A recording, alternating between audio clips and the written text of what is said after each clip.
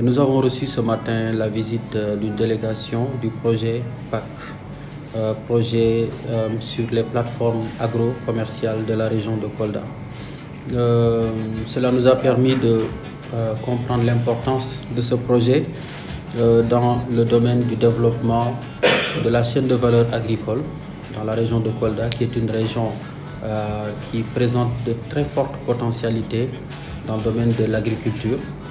Comme on le dit souvent, Kolda est aujourd'hui le véritable grenier agricole du Sénégal. Donc ce projet PAC qui est constitué de 7 grandes filiales, notamment la filiale production maraîchère, transporteur, la filiale unité de transformation, commerçants, vendeurs de semences. C'est un projet que nous comptons accompagner. Nous l'accompagnerons dans le cadre du suivi institutionnel.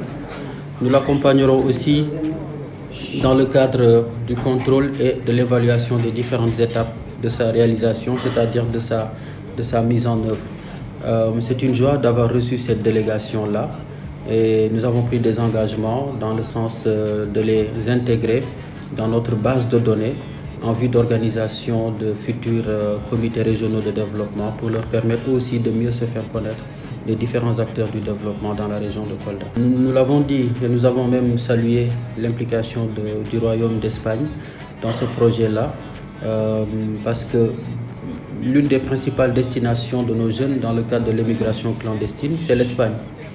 Beaucoup de nos jeunes quittent Kolda, ils vont dans les îles Canaries, ils vont dans le sud de l'Espagne et là ils sont formés ou initiés au métier de l'agriculture. Et pourtant beaucoup de jeunes qui sont ici dans la région ne pratiquent pas l'agriculture.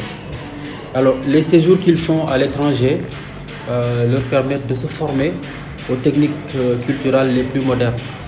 Mais alors pourquoi pas ne pas les former ici à ces pratiques agricoles, à l'usage des nouvelles technologies dans l'agriculture.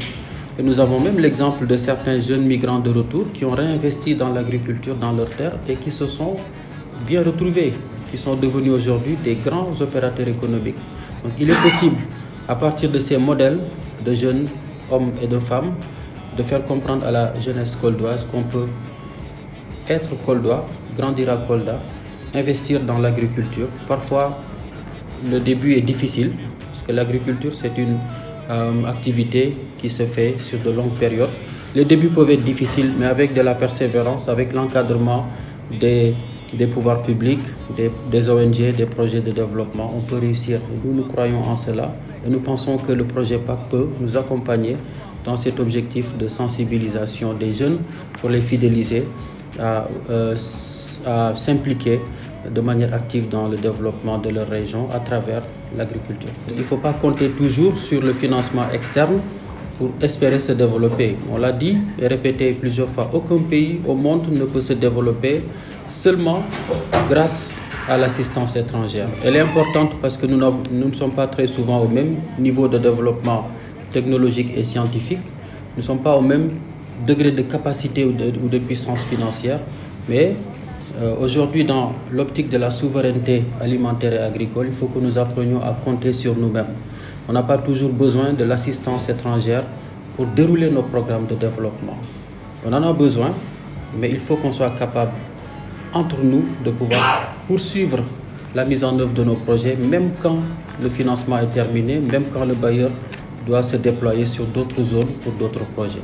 Et ça, c'est de notre responsabilité, nous en tant qu'autorité, mais aussi aux populations, de pouvoir se prendre en charge elles-mêmes et de ne pas toujours tout attendre de l'étranger. Les remercier pour tout le travail qu'ils abattent depuis des années et aussi les encourager et leur faire part de notre disponibilité à être à leur côté en tant qu'autorité, représentant du gouvernement et de l'État du Sénégal, leur dire que nous sommes à leur disposition, nous sommes disposés à les aider, à les accompagner et à impulser leurs activités.